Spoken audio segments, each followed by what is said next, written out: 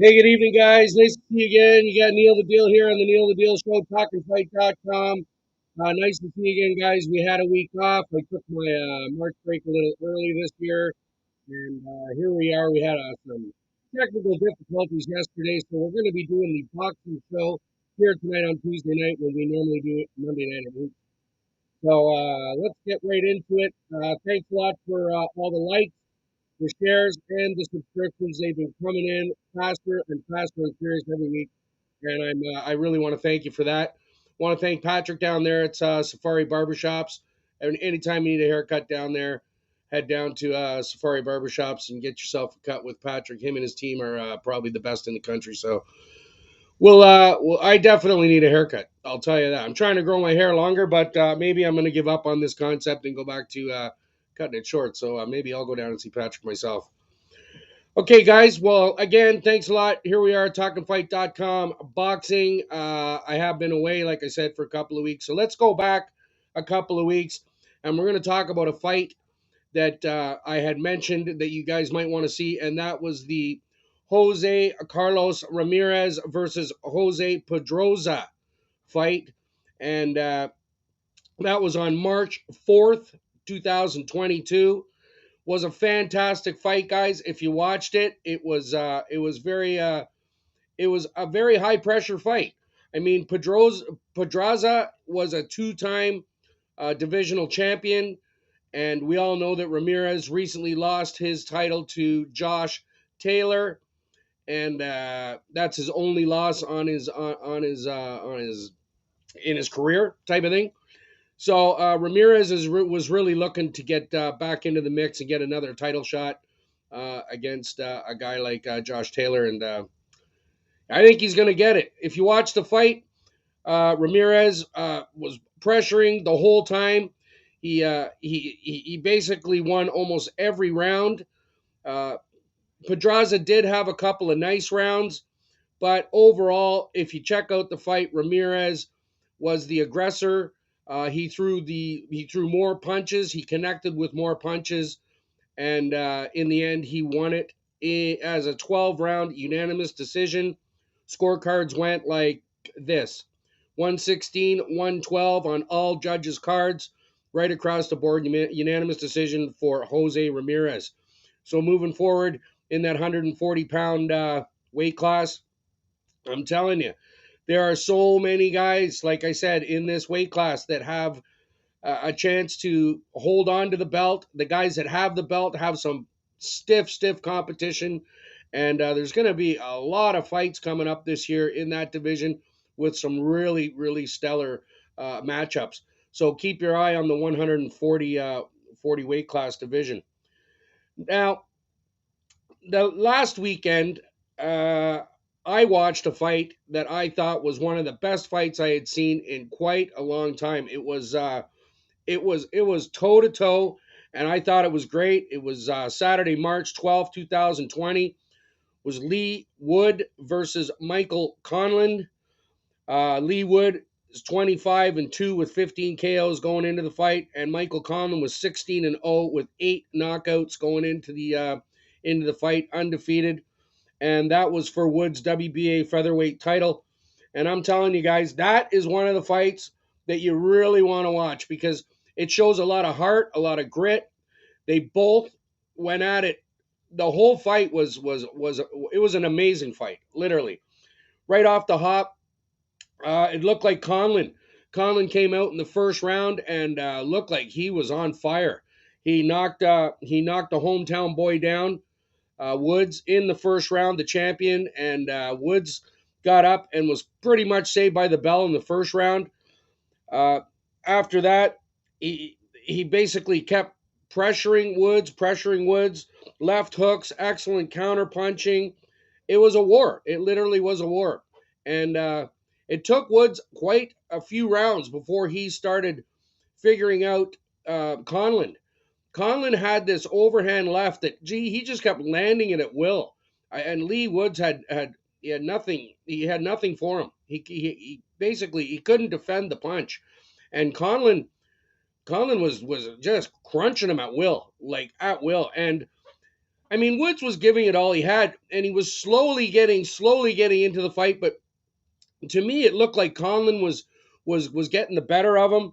Uh, Basically, Woods stepped it up in around the fifth round. He did. I thought he won the fifth round. The sixth round, he probably won, and the eighth round, and then in the 10th round, things started happening for him.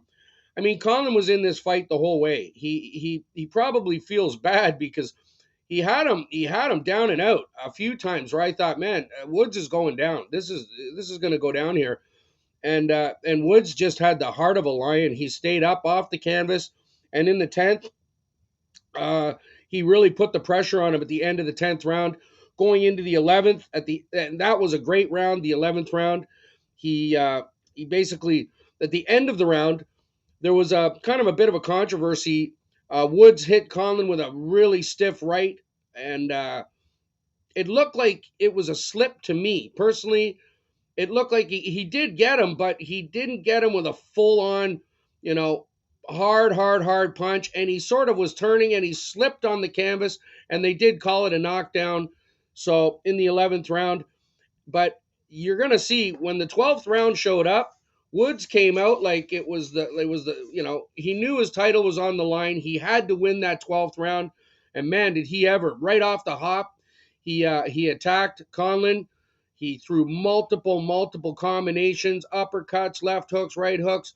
He pushed him up against the ropes, just started pummeling him hard, and eventually knocked him out, and Conlan ended up falling through the ropes into the crowd and onto the floor. And was, to me, when I saw it, it looked to me like the punch actually knocked him out cold.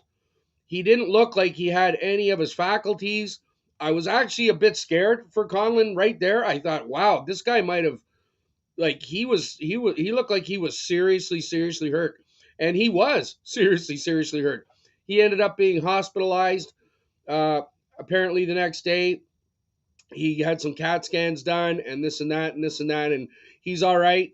Thank God, Michael Conlan. You that was an amazing match, buddy. Amazing fight, and I'm really happy that you're all right because I don't like to see anybody get hurt in the ring, hurt period at any time doing anything. So, but what a fight! I can see Conlan, like, there was nothing wrong with his with the way he fought that fight. So he has nothing to be ashamed of. At the end of the fight, it was kind of a scary moment, but again, I'm really happy that everything's going to be all right with him. So Woods end up retaining the title, and we're going to see what happens because that's another guy that's he's got a lot of guys after him now, and that wasn't his best display, I don't think, but it was a great fight. So if you get a chance, guys, check out that fight. Lee Woods and Michael Conlan was an amazing fight. So moving on, coming up this weekend, guys, boxing matches that I'll be looking at least the one that I really like. And I've been waiting for this guy for a couple of months. We've heard about this. They didn't know exactly who his opponent was going to be. We know that he really wanted to fight. It's this Saturday, March 19th, 2022, at the Gallon Center in Los Angeles. It's going to be live on DAZN. It's going to be from Dallas, Texas, Virgil Ortiz Jr. versus the British bomber Michael McKinson. That's McKinson for the WBO Global and International welterweight titles. Now, I had a show about a year ago, maybe a year and a few months ago, and I was looking at some of the big prospects coming up of the United States, my top five, and Virgil Ortiz Jr. was right in there. So Neil the Deal pulled it off. This kid is a fantastic fighter. I mean, when I was talking to him about him, sorry, I think he was 16-0. Now he's 18-0 with 18 knockouts. He's knocked out every opponent. I know that McKinson is no slouch. He's 21-0, but he only has two knockouts, so he doesn't have much knockout power. But most of his fights have been in England, in the UK. So I think this is a big step up for McKinson. Uh, Ortiz Jr. is looking like he's just gonna go to the top of the division at some point. He was prospect of the year in 2019. He won 7 national titles apparently. I mean, he's a real gem there, Ortiz Jr., and he's fighting this Saturday, so I'll be watching that. And that's the fight I think you guys would want to be checking out this weekend on DAZN, the 19th. So in that fight, I'm going to take Virgil Ortiz Jr. in that fight by knockout again. I'm going to take it in around the 7th round, 8th round, 7th, 8th round. And I'm thinking that he's going to wear him out real quick. And Ortiz Jr. is definitely one of those pound for pound guys.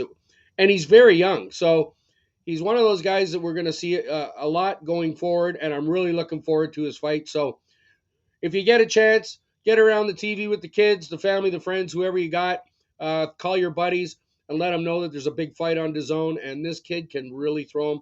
Great undercard. And should be fun. So I want to thank you again for coming out here on a Tuesday night. Normally it would be Monday, but we're doing the Tuesday night boxing here at Talkin Fight. And I want to thank you again for coming out. Always get better, not bitter. We're going to be doing the Neil the Deal show tomorrow night. Thank God Major League Baseball figured out they have a new collective bargaining agreement for 5 years. So the Major League Baseball season is now on. And our Blue Jays are right up there at the top to win the World Series. I'm so excited. So hopefully we'll see you tomorrow night. The Neil the Deal Show, talkinfight.com. Again, thanks for the likes, the shares, and all the subscriptions, guys. Take care of yourselves. Stay warm, stay safe, and we'll see you tomorrow night. Take it easy. Major League Baseball with Neil the Deal.